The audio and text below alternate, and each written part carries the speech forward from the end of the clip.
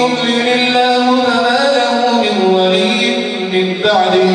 وترى الظالمين لما رأوا العذاب يقولون هل إلى مرد من سبيل وتراهم يعرضون علينا خاشعين من الذل ينظرون من طرف خفي وقال الذين آمنوا إن الخاسرين الذين خسروا أنفسهم وأهليهم يوم القيامة ألا إن الظالمين في عذاب مقيم وما كان لهم من أولياء ينصرونهم من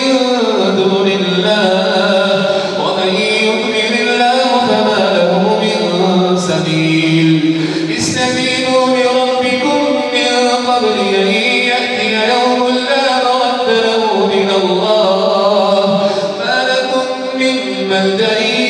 يومئذ وما له من نكير